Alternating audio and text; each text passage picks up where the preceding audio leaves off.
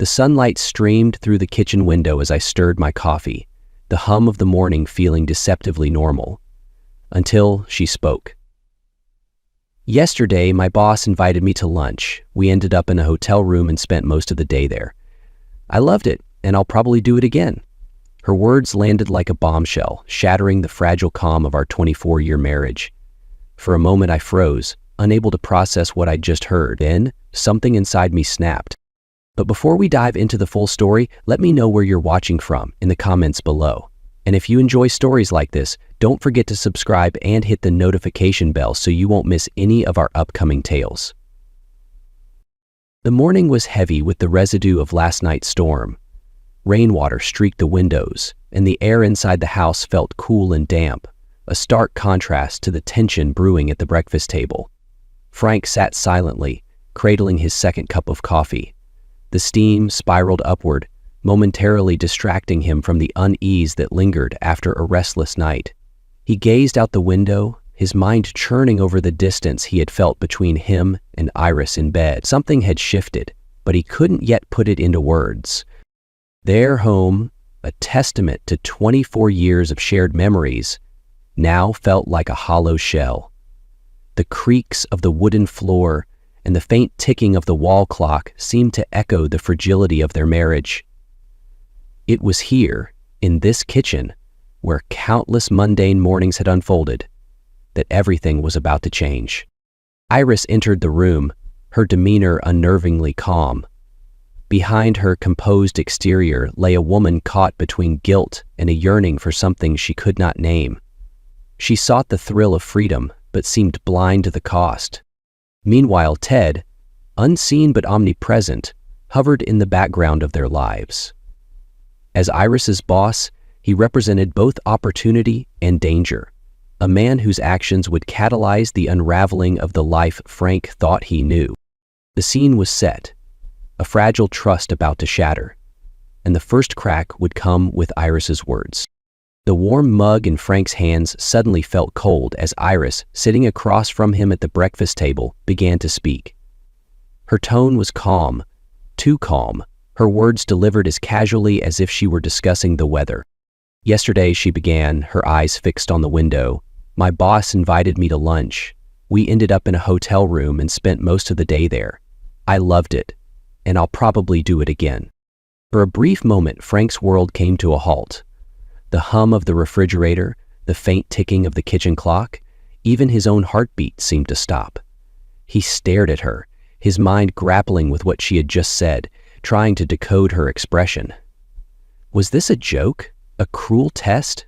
But Iris's face was calm, almost defiant, her gaze steady and unapologetic. The shock hit first, a tidal wave of disbelief that left him frozen. His lips parted, but no words came out. Could this be real? He thought. After 24 years of marriage, 2 grown children, countless shared moments, was this how it all unraveled? Illustrated? Finally, he found his voice, though it sounded foreign to his ears, strained and hollow. Why? He asked, his words dragging as if through quicksand. Would you tell me this? Iris shifted in her seat, crossing her arms. Because you deserve to know, she said simply. I don't want to live a lie, and I thought you should have the chance to decide what you want to do. Just when she thought this, some part of her made a slight decision. The words cut deep, but her nonchalance poured salt into the wound. The disbelief began to fade, replaced by a hot, simmering anger. Frank's grip on the mug tightened as he set it down with deliberate care, the faint clink of ceramic against the table breaking the tension for a split second. Decide? He said, his voice low but sharp. Decide what? Whether to throw out the woman who just told me she slept with another man and plans to do it again? Iris frowned, her defensiveness rising. It's not that simple, Frank, she said. I'm trying to be honest with you. Frank let out a bitter laugh, his sarcasm cutting through the air like a blade. Honest? He echoed. You think telling me about your little hotel escapade makes you honest? Here's an idea. How about being honest before you jump into bed with your boss? Her eyes narrowed, but there was a flicker of hesitation, a crack in her armor. "I don't know what I was thinking," she admitted, her voice softer now. "I just felt alive. For the first time in years, I did something for me. I didn't plan it, it just happened." Frank's chair scraped against the floor as he stood abruptly, pacing the small kitchen like a caged animal.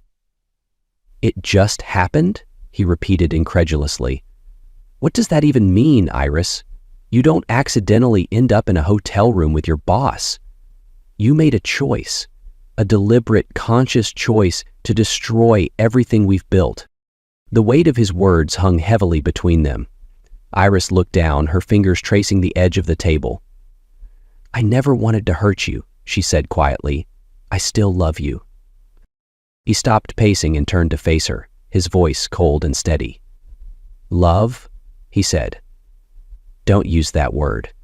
You don't get to cheat on me and then call it love. Love doesn't do this. Love doesn't throw away 24 years for a cheap thrill." The air between them was thick with tension, the fragile threads of their relationship fraying with every word. For the first time, Iris looked uncertain, her confidence faltering. "I don't expect you to forgive me," she said, her voice trembling. "But I thought maybe we could talk about it." Frank shook his head, his laugh bitter and devoid of humor. "Talk about it? What's there to talk about? You've already decided I'm not enough for you."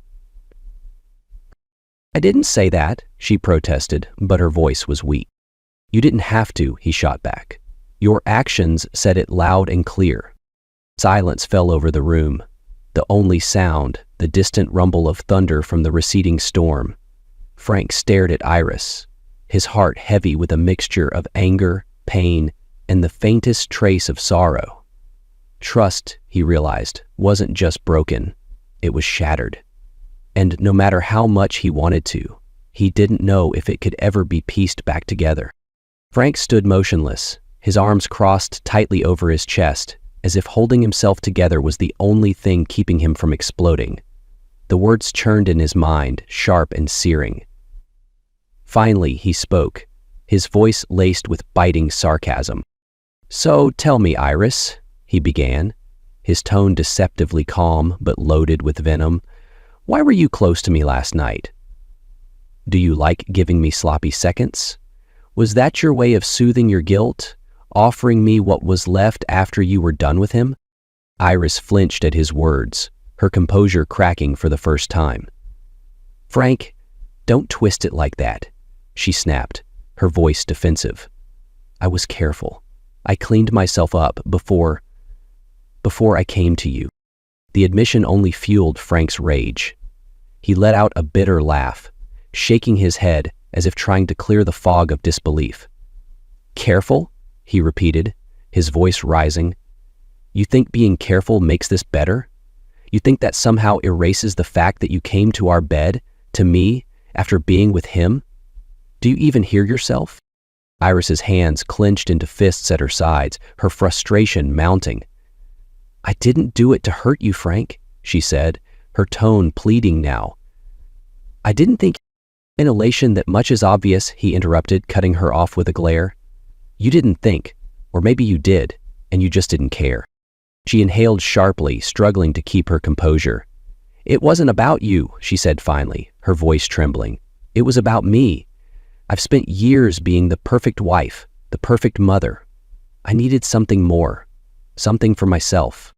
Frank's expression hardened, his eyes narrowing as her words sank in. "Something for yourself," he echoed, his voice thick with disgust. "So, this was about your freedom, your need for excitement, and I was just collateral damage in your little rebellion?" Iris's gaze dropped to the table, her voice quieter now, tinged with guilt. "I just wanted to feel alive," she admitted.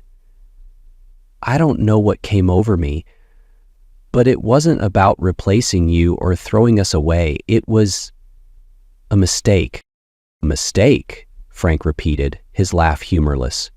"No, Iris, a mistake is forgetting to pay a bill or burning dinner. This was a choice, a deliberate, calculated choice to betray me." For a moment, the only sound was the distant ticking of the kitchen clock. Frank's mind was a whirlwind of emotions: rage, betrayal, and a deep, aching sorrow that he refused to show. He had spent years believing in the sanctity of their bond, trusting in the life they had built together. And now, with a few careless words, she had reduced it all to rubble. Iris, too, was fighting her own battle. Her reasons, once so clear in the moment, now felt hollow under Frank's piercing gaze. Why did I even tell him? She thought, a wave of regret washing over her. But another voice in her head pushed back. Because he deserves the truth. He deserves to know who I really am. Frank's voice broke the silence again, quieter now, but no less cutting. Did you feel guilty? He asked, his eyes searching hers. When you came to me last night, was it guilt that drove you, or was it just habit? Iris hesitated, her voice barely above a whisper. I don't know, she admitted. Maybe it was guilt, or maybe I was trying to see if anything had changed. Well, Frank said coldly, it has. Everything has. Clear. The weight of his words hung heavily between them, neither one daring to break the silence. For Frank, the trust he had once taken for granted was gone, leaving only bitterness and doubt. For Iris, the realization of what she had truly lost began to sink in. But the path to redemption, if it even existed, seemed impossibly far away. The silence in the house after their heated exchange was suffocating, broken only by the faint creak of the floorboards as Frank paced the living room. His chest felt tight, his hands clenching and unclenching at his sides. The words Iris had spoken, her calm confession and her justifications, echoed in his head, each syllable reopening the wound she had inflicted. Finally, he stopped pacing, turning to see Iris standing in the doorway, her expression a mix of defiance and regret. Her arms were crossed, a defensive posture that only heightened his frustration. You're moving into the guest bedroom, Frank said abruptly, his voice cold and flat. Tonight. Iris blinked, caught off guard by the sudden demand. What? Frank, you don't mean that. I mean every damn word, he snapped, cutting her off. His gaze was sharp, his tone leaving no room for argument. I want to make damn sure you don't give me something he's given you. Or worse, something he's given to God knows how many others. Her face went pale, the implication striking her like a slap. Ted wouldn't. She stopped herself. It was impossible that this was what he wanted, the last thing he needed. Don't, Frank interrupted, his voice lowering but no less dangerous. Don't you dare defend him to me. You have no idea what kind of man he really is. Just like I clearly had no idea what kind of person you'd become. Iris's hands tightened into fists at her sides, but her voice softened. Frank, I made a mistake. I told you because I wanted us to work through this. Frank laughed bitterly, the sound harsh and humorless. Work through this, he repeated. Iris, you didn't come to me for help before you threw our marriage under the bus. You didn't ask me if something was missing, if we could fix whatever you thought was broken. No, you went straight to him. I told you it wasn't about you, she shot back, her voice trembling with frustration. It was about me, about feeling like I still mattered. Then why are you here now? Frank countered, stepping closer. If this was all about you, why are you standing here trying to salvage whatever's left? Or is this just another way to make yourself feel better? Iris's eyes glistened, but she held back her tears. Because I love you, she said quietly. Because, no matter how much I messed up, I can't imagine my life without you. For a moment, the rawness of her words cut through Frank's anger, but the wound was too fresh, the betrayal too deep. He shook his head, his jaw tightening. I can't do this tonight, he said, his voice weary. Move your things into the guest room. I need space. And you? He exhaled sharply, running a hand through his hair. You need to figure out what you want. The tension in the room was palpable as Iris nodded slowly, turning to leave. Her steps were heavy, as if the weight of their crumbling marriage was dragging her down. When she disappeared up the stairs, Frank collapsed onto the couch, his head in his hands. 24 years. The thought hit him like a sledgehammer. 2 decades of shared memories, of raising their children, of building a life together. It was all unraveling in the span of a single morning. His mind drifted to their wedding day, the way she had laughed as they danced at their reception, the vows they had exchanged. How had they ended up here? Upstairs, Iris sat on the edge of the bed in the guest room, staring blankly at the closet she now had to fill with her belongings. Her heart ached with regret as her mind replayed the moments that led to this. She had thought she wanted freedom, a break from the monotony of her role as a wife and mother. But now, sitting alone, she realized how much she had taken for granted. She glanced toward the door, half hoping Frank would come in, say something to indicate they weren't completely broken. But the silence was deafening.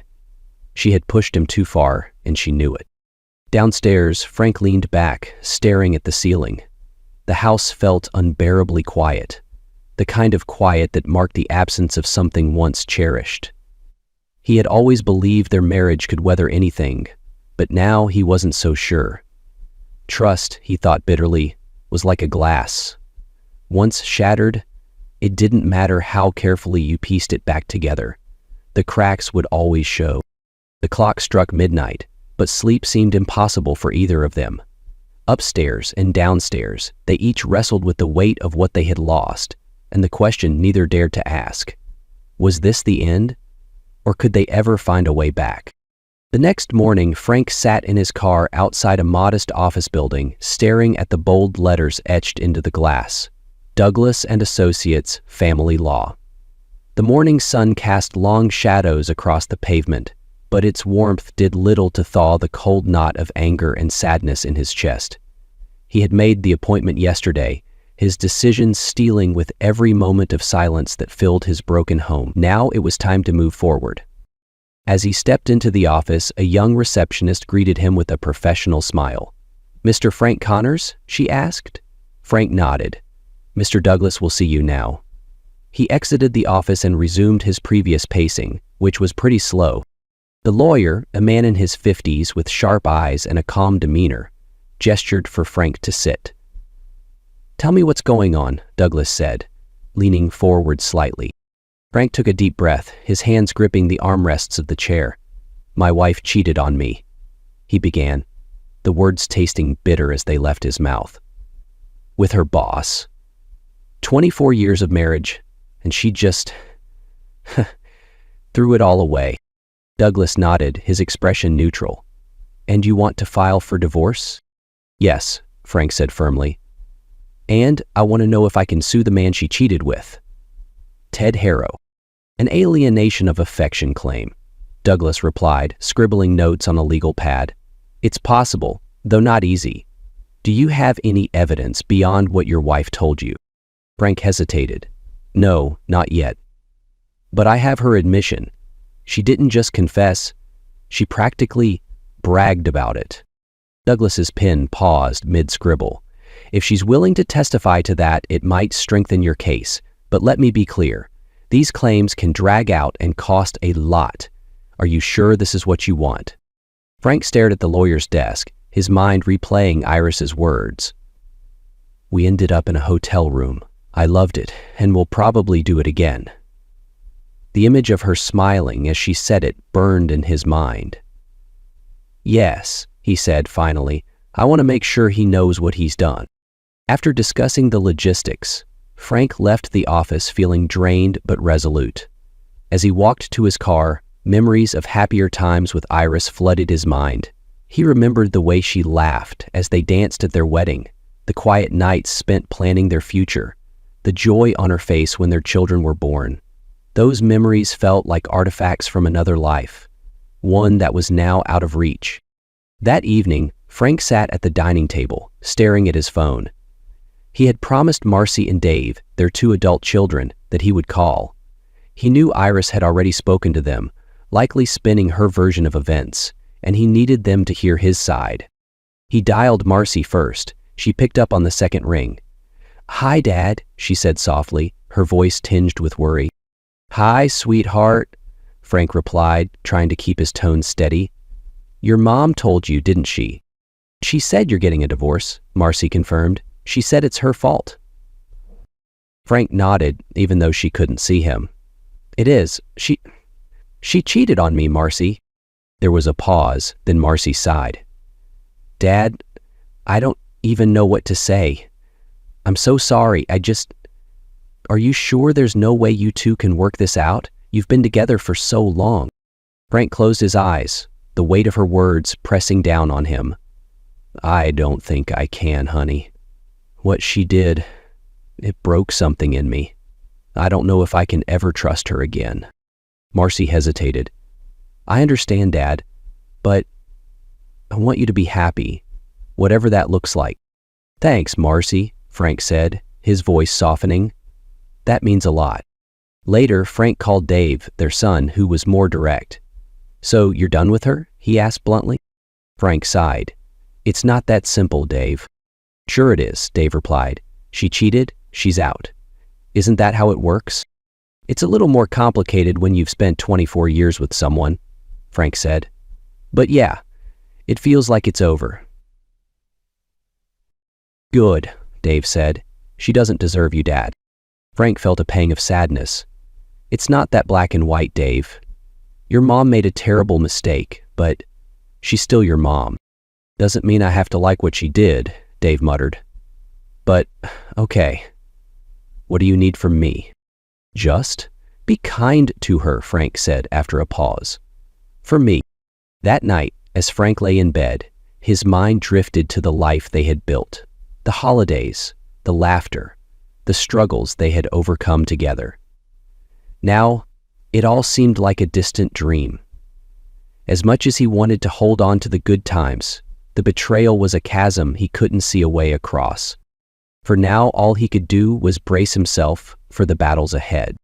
Iris sat on the edge of her bed in the guest room, the phone resting heavily in her hand.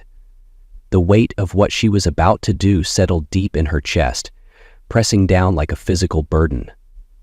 She knew the calls were necessary. Her parents, his parents, and most importantly, Marcy and Dave deserved to hear the truth from her. But knowing that didn't make it any easier. Her thumb hovered over the call button for a moment before she pressed it. The phone rang twice before her mother picked up, her familiar voice instantly bringing a pang of nostalgia. "Iris, what a surprise," her mother said warmly. "Hi, Mom," Iris replied, her voice quieter than she intended. I need to tell you something." Her mother paused, the shift in Iris's tone not lost on her. "What is it, dear? Is everything all right?" "No," Iris admitted, her voice trembling. "Frank and I are getting a divorce." The silence on the other end stretched long enough for Iris to feel compelled to fill it. "It's my fault, Mom. I made a terrible mistake. She faltered, the words catching in her throat. I hurt him," she said. Her mother's voice returned, tinged with shock and sadness. "Oh, Iris, what happened? After all these years? Why?" "I don't know," Iris whispered, tears welling up. I don't know." Later that day, Iris called Marcy, steeling herself for what she knew would be the hardest conversation. Marcy answered quickly, her tone bright and oblivious to the storm about to hit. "Hey, Mom, what's up?" "Marcy," Iris began, her voice shaking slightly, "I need to tell you something. Your father and I, we're getting a divorce." The cheerful tone vanished, replaced by stunned silence. "What?" Marcy finally asked, her voice barely audible. "Why?" "It's my fault," Iris said firmly. "I made a mistake, a big one, and your father can't forgive me." "I don't blame him." Marcy's breath hitched on the other end of the line. "What kind of mistake, Mom?" Iris hesitated. "I was unfaithful," she admitted, her voice cracking. "It happened once," but that doesn't make it better. I betrayed him, Marcy. There was a long pause before Marcy spoke again, her voice trembling. I don't even know what to say. You and Dad, you were my example of what a marriage should be. How could you do this? I don't have an answer for you, Iris said, tears streaming down her face. I was selfish. I let myself believe I deserved something more. And now I've ruined everything. Marcy sighed deeply, the sound heavy with disappointment. Does Dad even want to try to work it out? No, Iris said softly. He's made that clear. I just hope you can forgive me. I don't know, Mom, Marcy said, her voice raw. I need time. When Dave received the call, his reaction was starkly different. You did what? He demanded, his voice rising with anger. I cheated Dave, Iris said, her tone resigned. And now your father wants a divorce. Well, no kidding he does, Dave snapped. What were you thinking, Mom? After everything Dad's done for you, for us, you just throw it all away? Yeah, you've got your pick of bad men, she said, as if that were a solitary inner voice that she used to drive down her anger. Except you and your brother do a pretty good job squashing that one up top. I wasn't thinking, Iris admitted. I can't defend what I did. I'm just trying to take responsibility. Dave's voice was sharp, his disappointment cutting through the phone line. Yeah, well, good for you, I guess, but don't expect me to just brush this off. I'm not asking you to, Iris said quietly. I just wanted you to hear it from me. Fine, Dave said shortly, but don't expect me to take your side in this. The conversations left Iris emotionally drained, but she knew Frank's discussions with their children would carry a different tone. Unlike her confessions, his would be about reassuring them, offering some semblance of stability despite the chaos. That evening, Marcy called Frank, her voice shaky. Dad, she began hesitantly, Mom told me about the divorce and about what she did. Frank sighed, rubbing a hand over his face. Yeah, I figured she would. I don't even know what to say, Marcy admitted. I'm just devastated. So am I, Frank said quietly. But I want you to know, Marcy, this doesn't change how much I love you and your brother. This is between your mom and me. But is there really no chance you can work it out? She asked, her voice pleading. You've been together for so long. Marcy, Frank said, his tone gentle but firm. Trust is the foundation of any relationship. Without it, there's nothing left to build on. I don't think I can ever trust her again. Later, Dave called, his approach more direct. So, what's next, Dad? Are you filing? I already have, Frank said simply. There's no going back. Good, Dave said, his anger toward Iris still palpable. She made her bed, let her lie in it. Frank sighed. Dave, I know you're angry, but she's still your mom. I'm not asking you to take sides. I know, Dave muttered, but that doesn't mean I have to be okay with what she did. As the night settled in, Frank sat alone in the living room, reflecting on the calls. His children's pain weighed heavily on him, but he also felt a glimmer of pride in their loyalty and honesty. For now, they were the one constant in a world that felt like it was crumbling.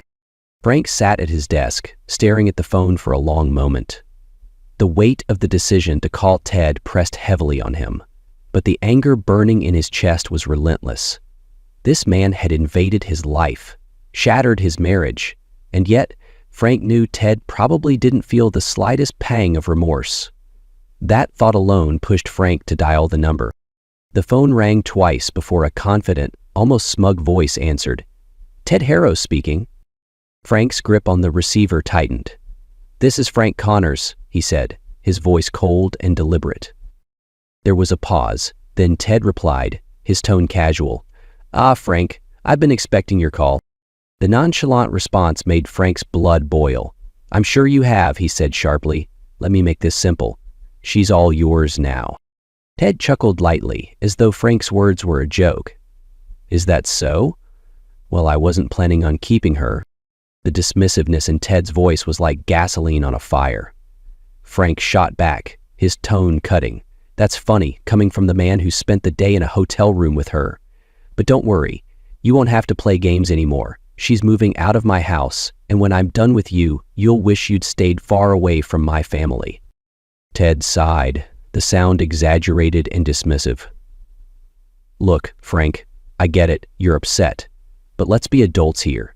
This isn't the first time something like this has happened, and it won't be the last. These things just happen. These things just happen? Frank repeated, his voice rising. You think you can shrug this off like it's nothing? You don't just happen to sleep with another man's wife, Ted. You chose to. And now you're going to deal with the consequences. Ted's tone turned cooler but still patronizing. What are you going to do, Frank? Punch me? That won't fix your marriage. If Iris was looking elsewhere, maybe you should ask yourself why. And maybe you should spend some time focusing on you. The sheer audacity of Ted's words made Frank's vision blur with rage. He took a deep breath, forcing himself to stay calm. You're going to regret this, Ted. I've already contacted my lawyer. We're filing for divorce, and I'm coming after you next. Filing a lawsuit? Ted asked, his voice laced with amusement. Good luck with that. Do you even know how hard it is to prove alienation of affection? You'll waste your money and your time. I don't care about the money, Frank shot back. This isn't about compensation.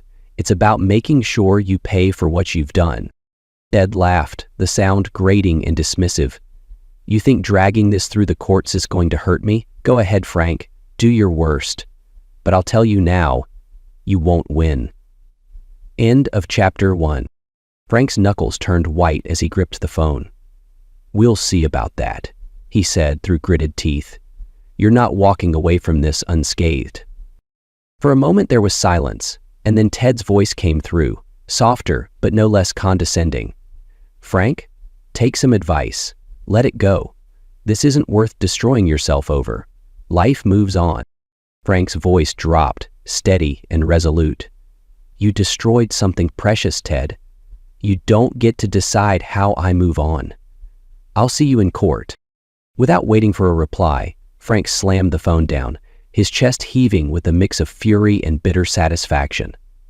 The conversation had gone exactly as he'd expected. Ted's arrogance and lack of remorse were infuriating, but unsurprising. Still, the call had cemented Frank's resolve.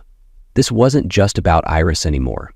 It was about standing up for himself, for the life that had been torn apart by Ted's selfishness. He leaned back in his chair, staring at the ceiling as the weight of the encounter settled over him.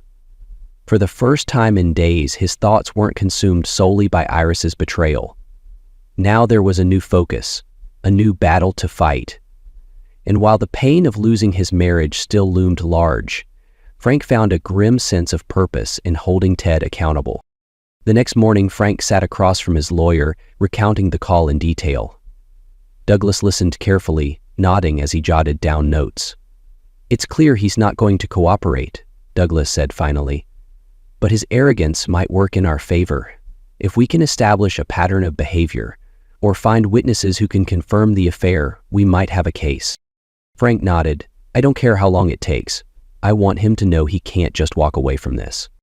Douglas gave him a measured look. This won't be easy, Frank. You need to be prepared for a fight. I've been fighting my whole life, Frank said quietly. I can handle this. As Frank left the office, the anger in his chest burned a little less fiercely. It wasn't closure, far from it, but it was a step, and for now, that was enough. The living room buzzed with chatter as family and friends mingled during Marcy's birthday celebration. Frank lingered near the kitchen, sipping from a glass of sparkling water. The familiar hum of voices, clinking glasses, and bursts of laughter filled the air. But Frank's focus was elsewhere. He had known Iris would be here. Marcy had made sure of it. But nothing could have fully prepared him for the moment when he saw her walk in. dressed in a deep blue dress that matched her eyes. Iris seemed hesitant as she entered the room. Her gaze flitted around, finally landing on Frank. For a moment, their eyes locked, and the noise of the room seemed to fade. Frank felt a strange tug, a mix of anger, sadness, and something else he couldn't quite name. He quickly looked away, pretending to examine the drink in his hand. Marcy, ever the keen observer, appeared at Frank's side. "You don't have to avoid her, you know," she said softly, her tone gently coaxing. "It's my birthday. Can we try to get through this without tension?" Frank exhaled sharply, his grip tightening on the glass. "I'm not avoiding her," he muttered. "I just don't know what to say." "Maybe you don't need to say anything profound," Marcy replied. "Just talk. You both look miserable." Frank shot her a look, but she was already gone, heading toward Iris. He watched as Marcy leaned in, whispering something to her mother, who glanced in his direction before nodding hesitantly. Later in the evening, as the crowd thinned, Iris found herself near Frank at the dessert table. The silence between them was heavy, but neither seemed willing to break it. Finally, Iris spoke, her voice tentative. "How are you, Frank?" He glanced at her, his expression unreadable. "I'm fine," he said curtly, then added, You? "I'm managing," Iris replied, her fingers fidgeting with the edge of a napkin. "It's been difficult." Frank's jaw tightened, the words sparking a flood of emotions. "Difficult?" he echoed, his voice low but pointed. "You made a choice, Iris. You don't get to call it difficult." Her eyes glistened, but she held his gaze. "I know," she said softly, "and I'll carry that choice for the rest of my life. But it doesn't mean I don't regret it." The raw sincerity in her voice caught Frank off guard. He opened his mouth to respond, but was interrupted by Marcy, who appeared between them, holding 2 glasses of wine. "Here," she said, handing them each a glass. "If you're going to have this conversation, at least relax while you do it." Frank raised an eyebrow at her, but Marcy just smiled. "For me," she said, before slipping away. They stood there awkwardly, sipping their wine in silence. Finally, Frank spoke, his tone softer. "Why did you come tonight?" "It's Marcy's birthday," Iris replied, her voice steady. "I wasn't going to miss it. And I wanted to see you." Frank stiffened at her honesty but didn't respond. Instead, he looked out the window, watching the twinkling lights in the garden. "We can't keep pretending everything's fine," he said finally. "I'm not pretending," Iris said. "I know everything isn't fine. I know I destroyed what we had, but I still—" She hesitated, then took a deep breath. "I still care about you, Frank. I always will." Frank turned to her, his expression conflicted. "Caring isn't enough, Iris. Not after what happened." "I know," she whispered, tears threatening to spill. "But I'm here. And if there's ever a chance, no matter how small, I'll take it." But a week later, at a family barbecue, the tension between them was still palpable, though softened by their last exchange. Marcy, ever the peacemaker, orchestrated small moments where they were forced to interact, passing plates, standing in the same conversation circle, or playing with her nephew together. At one point, Frank found himself next to Iris as they watched Marcy and her friends laughing near the grill. "She's determined, isn't she?" he said, a hint of amusement in his voice. "She gets that from you," Iris replied, smiling faintly. Frank glanced at her, surprised by her response. "I'm not sure I see it." "I do," Iris said quietly. "You've always been strong, steady. That's why it hurts so much to know I let you down." Frank didn't reply, but the words lingered between them. He felt the familiar ache in his chest, the pull of old emotions he had tried to bury. As the evening wore on, he couldn't help but notice the way Iris still fits seamlessly into the family dynamic, helping with the food, laughing with the kids, offering quiet support to Marcy. When the event wound down and the guests began to leave, Marcy pulled Frank aside. "See?" she said with a small smile. That wasn't so bad. Frank sighed, his expression softening. No, it wasn't. You don't have to decide anything right now, Marcy said gently. But don't close the door completely, okay? As Frank drove home, her words echoed in his mind. He wasn't sure if reconciliation was possible, but for the first time, the idea didn't feel entirely out of reach. Perhaps some bridges weren't meant to be burned. The drive to California was both liberating and suffocating for Frank. On one hand, the open road symbolized a fresh start, a chance to leave behind the debris of his fractured marriage. On the other, the miles stretched endlessly, giving him too much time to think, to replay the moments that led to his new reality. By the time he arrived in Santa Monica, the ocean air was a welcome distraction, offering a brief reprieve from the weight in his chest. Frank's new job quickly became his anchor. Days were long, filled with meetings, deadlines, and getting to know his new team. The intensity of the work helped keep his mind occupied, but the nights were harder. Alone in his modest apartment, the silence crept in, bringing with it memories he couldn't suppress. The laughter he and Iris once shared, the warmth of her presence, even the arguments. All of it haunted him. It was Marcy who encouraged him to step out of his comfort zone. You're in California, Dad, she said during one of their phone calls. You can't just work all day and hide at night. Go out, meet people. You might surprise yourself. And reluctantly, Frank took her advice and began frequenting a local lounge, a lively spot with live music on weekends. It was there he met Mel.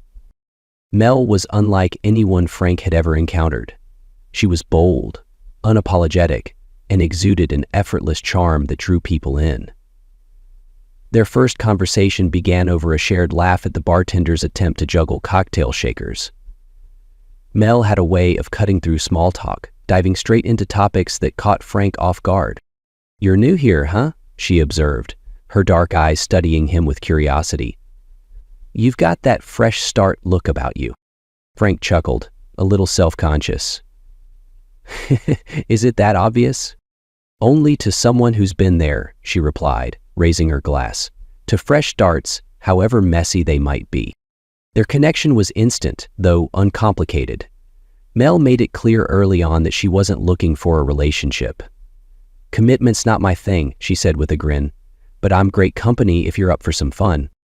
For Frank, it was exactly what he needed, or so he thought. Their casual arrangement was lighthearted and free of expectations, but no matter how much he tried to immerse himself in the present, the past clung to him like a shadow. One night, after a particularly enjoyable evening with Mel, Frank found himself staring out the window of his apartment, the city lights flickering below. Despite the laughter they'd shared and the comfort her presence provided, an ache lingered. His mind wandered back to Iris, not to the betrayal, but to the years before, the warmth of her hand in his, the quiet moments spent planning their future. Mel noticed his distance the next time they met. You're somewhere else tonight, she said, her voice softer than usual. Want to talk about it? Frank hesitated before replying. I thought moving here would be a clean slate, he admitted. But I'm starting to think some things can't be left behind. Mel regarded him thoughtfully. You don't have to leave it all behind, she said. Sometimes it's about finding a way to carry it differently. Where's Father? As the weeks passed, Frank and Mel continued to spend time together, but the arrangement remained surface level. For all her vibrancy, she couldn't reach the parts of him still tied to his old life. Frank began to realize that no amount of distance or distraction could fully erase what he'd lost. California might have been a new chapter, but the story he was living hadn't quite resolved. For now, he would take things one day at a time, knowing that moving forward didn't mean forgetting, it meant learning to live with the scars. Frank returned home from work on a rainy evening, shaking off droplets from his coat as he stepped into the warmth of his apartment. On the small table by the door, he noticed an envelope. A stark white rectangle against the dark wood. His name was written in Iris's familiar handwriting, the sight of it enough to stop him mid-step. He hesitated, his fingers hovering over the envelope. Part of him wanted to toss it into the trash unopened, to avoid whatever emotional storm it might unleash. But curiosity, or perhaps something deeper, won out. He carried it to the couch, sat down, and carefully opened it. The letter began simply, "Dear Frank, I've spent weeks trying to find the right words, though I know none will be enough. But I owe it to you and to the life we shared to try. First, I need you to know how deeply sorry I am. What I did was reckless, selfish, and unforgivable. I hurt you in ways I can't even begin to imagine, and I'll carry that guilt with me for the rest of my life. You didn't deserve this, Frank. You never did. This is the best gift I could give myself at this point. When I think back to our years together, I see so much more than just the betrayal that ended it. I see the man who stood by me through everything, the good times, the struggles, the mundane moments that made up our life. I see the way you loved me, even when I didn't deserve it. And I see the weight of my actions now, knowing that I shattered something so precious. I won't ask for your forgiveness because I know I haven't earned it. But I want you to understand that what I did wasn't about you. It wasn't because you weren't enough, because you always were. It was about me and my inability to appreciate what I had, to value the life we built. I was searching for something I thought I was missing, only to realize too late that everything I needed was right in front of me. Frank, I still love you. I know those words might mean nothing now, but they're true. I love you and I always will. I don't expect you to come back or even to respond to this letter, but I needed you to hear it from me, to know that despite everything, my feelings for you never faded. I hope you find happiness, whether it's with someone new or in the life you're creating now. You deserve that, and so much more. With all my heart, Iris." Frank's hands trembled slightly as he set the letter down. The words hit him like a wave, pulling him under. He felt a surge of anger at her audacity to write such things after all she'd done, but also something softer, something he didn't want to name. Her admission, her regret, and her love all stirred a part of him he thought he had buried. He leaned back, staring at the ceiling, the letter still clutched in his hand. Did he believe her? Could he?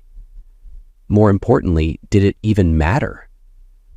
The answers didn't come easily, and as the rain tapped against the window, Frank felt the familiar ache of unresolved emotions settling deep in his chest. For now, he folded the letter and placed it in his desk drawer, unsure of what it meant for his future, but unable to throw it away. The soft hum of conversation and clinking glasses filled the elegantly decorated hall. Frank stood near the bar, nursing a glass of wine he wasn't particularly interested in drinking. The event was a charity gala, an obligation from his new job that he had reluctantly agreed to attend. The crowd was a mix of local professionals and familiar faces from the social circles he was slowly getting accustomed to. As he scanned the room, a flash of blue caught his eye, and his chest tightened. It was Iris. She stood near the center of the room, talking to a group of people with a poised smile that seemed both genuine and strained. Her dress, a deep shade of sapphire, hugged her figure in a way that made her impossible to ignore. For a moment, Frank froze, his grip on the wine glass tightening as emotions he thought he'd buried surged to the surface. Anger, sadness, and something dangerously close to longing. Mel, standing beside him, noticed the shift immediately. "You know her," she said, her voice quiet but firm. Frank hesitated before nodding. "That's Iris, my ex-wife." Mel studied him for a moment, her expression unreadable. "You're not over her," she said, more a statement than a question. "It's complicated," Frank admitted, his voice barely audible over the noise of the room. Mel sighed, setting her glass on the bar. "Frank, you're a great guy, but I'm not here to compete with ghosts." She gave him a small, bittersweet smile before turning and walking away, disappearing into the crowd before he could respond. Frank exhaled deeply. the sudden absence of Mel barely registering as his attention was drawn back to Iris. She was now laughing at something one of the men in her group had said, her hand lightly touching his arm. The sight made Frank's stomach twist. Who the hell is he?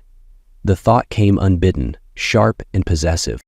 Before he realized it, he was moving toward her, weaving through the crowd with a determined stride.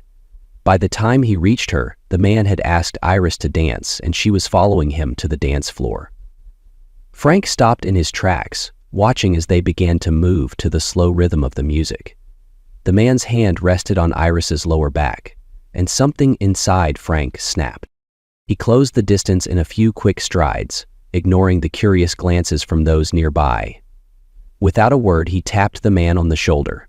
The man turned, startled, as Frank said evenly but firmly, "I'm cutting in." "Excuse me?" the man replied, looking between Frank and Iris with confusion. "I said I'm cutting in," Frank repeated, his voice low but leaving no room for argument. His eyes met Iris's, and for a moment, the room seemed to hold its breath. "Frank," Iris began, her voice tinged with both surprise and something else. Relief? The man hesitated, clearly unsure of what to do, but Iris nodded subtly. "It's fine," she said, stepping closer to Frank as the other man walked away with a shrug. As they began to dance, the air between them was heavy with unspoken words. Frank's hand rested lightly on her waist, his movements stiff and awkward. "So," he said, breaking the silence, "that guy seemed friendly." Iris's lips pressed into a thin line. "He's just a colleague," she replied. "Nothing more." Frank raised an eyebrow. "Looked like more." Her gaze met his, a flicker of irritation sparking in her eyes. "Why does it matter to you, Frank? You've moved on, haven't you?" He opened his mouth to reply but faltered, the words catching in his throat. Had he? Mel's departure moments ago suggested otherwise. He sighed, his tone softening. "I don't know." They moved in silence for a few beats, the music swirling around them. Finally, Iris spoke, her voice quieter. "You still make everything so complicated." "Aha," she said defiantly. Frank's jaw tightened. "Complicated? That's rich, coming from you," Simon said with a grin. "I'm not the only one holding on to the past," she shot back, her tone defensive but tinged with pain. He looked away, his grip on her waist loosening slightly. "Maybe I am," he admitted. "But it's hard to forget 24 years, Iris. Even harder to forget how it ended." Her eyes softened, her gaze searching his. "Do you think I've forgotten? I live with it every day, Frank. Every time I walk into a room like this, I wonder if you'll be there. And when you are..." She hesitated, her voice trembling slightly. "It's like I can breathe again, even if it hurts." The vulnerability in her words caught Frank off guard, cutting through his anger. He stopped moving, the music continuing around them as he looked at her. "Iris?" She shook her head, forcing a small, sad smile. "I'm not asking for anything, Frank. I needed you to know." The moment hung between them, fragile and uncertain. Before Frank could respond, the song ended and the spell was broken. Iris stepped back, her hand slipping from his. "Good night, Frank," she said softly, before disappearing into the crowd. Frank stood there, rooted to the spot, as the noise of the gala swirled around him. For the first time in months, he felt the walls he had built around his heart begin to crack. Whether it was a step forward or backward, he couldn't yet tell. The following evening, Frank sat in his small living room, the steady ticking of a clock filling the silence. He had barely slept since the gala, his thoughts consumed by the unspoken tension between himself and Iris. The knock at the door was soft, tentative. He knew it was her before he even opened it. Iris stood on the other side, her coat pulled tightly around her, the night's chill evident on her cheeks. She looked hesitant, almost fragile, but there was a determination in her eyes. "Can I come in?"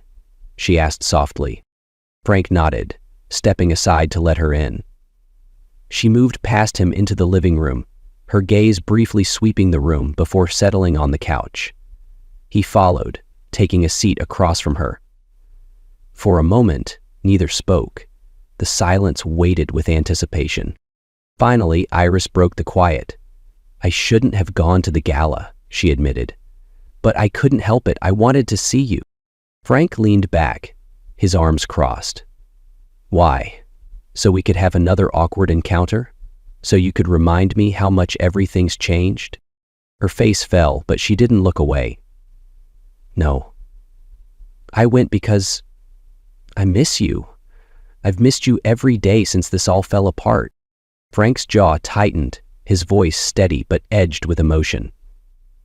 "You don't get to miss me, Iris. You're the one who threw it all away." "I know," she said, her voice trembling. "I know I ruined everything. I don't expect you to forgive me, Frank. But I need you to understand why." He shook his head. "I don't think there's anything you could say that would make me understand." She hesitated, then spoke quietly. "I wasn't looking for someone else. I wasn't unhappy with you. I wanted to feel alive again. I wanted to do something reckless, something that wasn't about being a wife or a mother. And in the moment, I thought I needed it, but I didn't realize it would cost me you." Frank exhaled sharply, running a hand through his hair. "And now you do?" "Of course." Drayton smiled. "Now I do," she whispered. "And it kills me, Frank.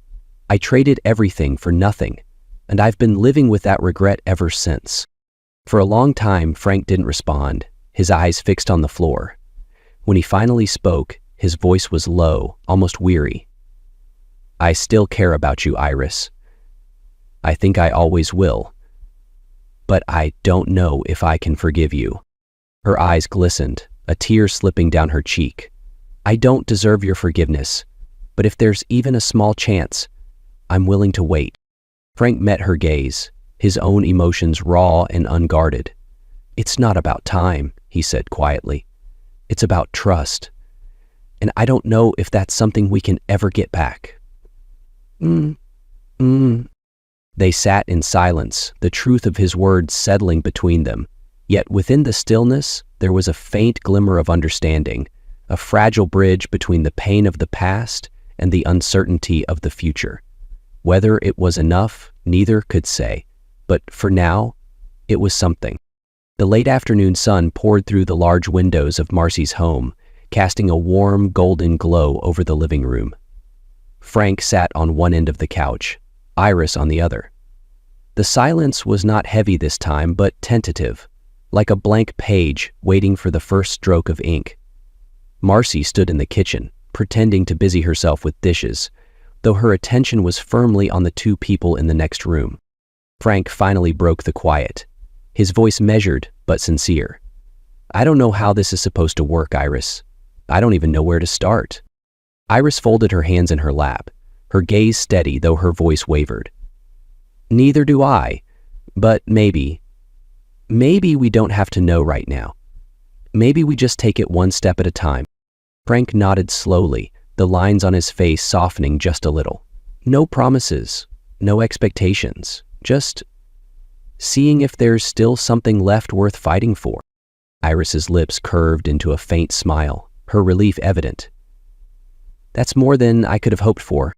Marcy emerged from the kitchen then, carrying 2 mugs of tea as an excuse to join them. She placed them on the coffee table, her movements deliberate but casual.